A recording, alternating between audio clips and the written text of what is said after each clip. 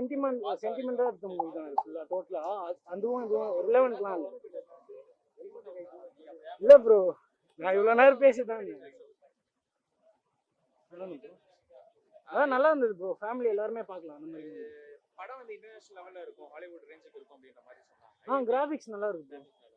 Sound எஃபெக்ட்ஸ்ல எப்படி இருக்கு? நல்லா இருக்கு ப்ரோ. சீரியஸா எந்த அளவுக்கு இந்த படம் இம்பாக்ட் கிரியேட் பண்ணுவாரு? தரலாம். நல்ல ஃபேமிலியா எல்லாரும் பார்த்தா எல்லாருக்கும் பிடிக்கும் மோஸ்டா. என்ன ஒரு ஸ்ட்ராங் மெசேஜ்? ஸ்ட்ராங் மெசேஜா? ஃப்ரீடம் தரணும் எலிஃபண்ட்க்கு. அவ்வளவுதான் ப்ரோ.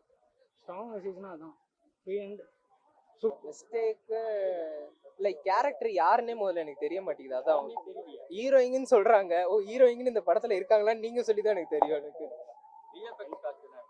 நல்லா இருந்துச்சு.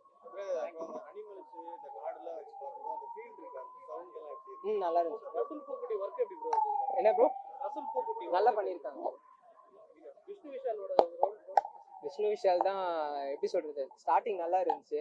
அதுக்கப்புறம் அந்த ஒரு யானை, அவர் வச்சிருக்க யானை இறந்து போயிடுச்சுன்னா அதுக்கப்புறமா ஆளை காணும் அவரு. அது நல்லா பண்ணியிருந்தாங்க. கிளைமேக்ஸ் நல்லா இருக்கு.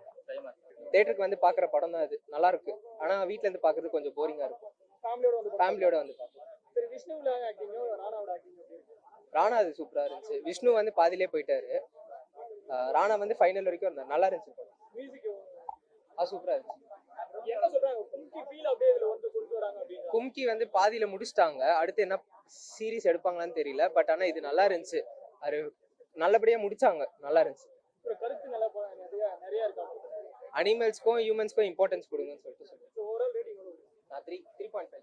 விஷால் வந்து ரொம்ப அது எதுக்கு கொண்டு வந்தாருன்னு தெரியல. அவர் ரொம்ப யூஸ்லெஸ்ஸாக தான் இருக்காரு. ராணா பரவாயில்ல. அவர் மியூசிக் நல்லா இருக்கு. ஃபோட்டோகிராஃபி நல்லா இருக்கு. மற்றபடி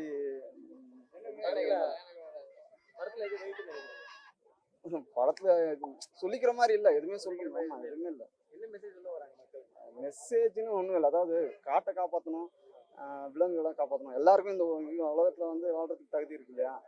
ஸோ மனிதன் மட்டும் சுயநலமாக வாழ்ந்துட்டு இருக்கான்றதான் அது ஒரு கதை நாட்டு. பட் அவங்க அதை ஒர்க் பண்ணாமல் நிறையா என்னென்ன வேற என்னவோ இன்க்ளூட் பண்ணி ஒரு கதைக்குள்ளே பண்ணல. நிறையா குழப்பமாக பண்ணியிருக்காங்க. எனக்கு தோணல. சவுண்ட் எஃபெக்ட்லாம் நல்லா இருக்கு. அதெல்லாம் பிரச்சனை. ராணா வந்து பாகுபலிக்கு அப்புறம் இதில் ஒரு எக்ஸ்ட்ரானரியாக ஒரு ஆக்டிங் கொடுத்துருக்காங்க. இதில் ஆக்டிங் தான் பார்க்குறோம். பிரபுசலம் வந்து கரெக்டாக ஆக்டிங் அவர் வேலை நல்லா வாங்கியிருக்காங்க.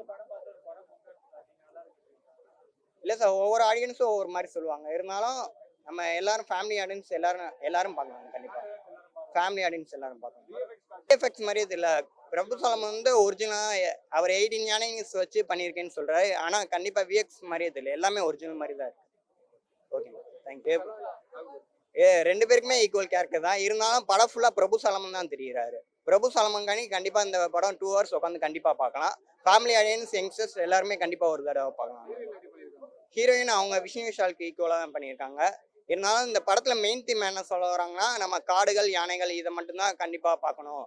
யானைகள் இருந்தால் தான் காடுகள் இருக்கும். இதை மாதிரி சொல்லியிருக்காங்க படத்தில்.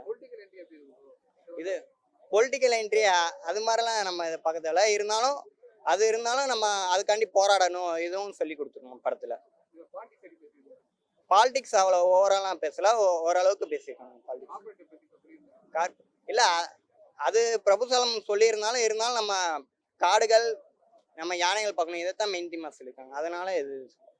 இந்த வீடியோ உங்களுக்கு பிடிச்சிருந்தா ஓப்பன் மைக் சேனலுக்கு லைக் பண்ணுங்க, ஷேர் பண்ணுங்க, கமெண்ட் பண்ணுங்க, சப்ஸ்கிரைப் பண்ணுங்க, பெல் பட்டன் மறக்காம அமுக்கிருங்க.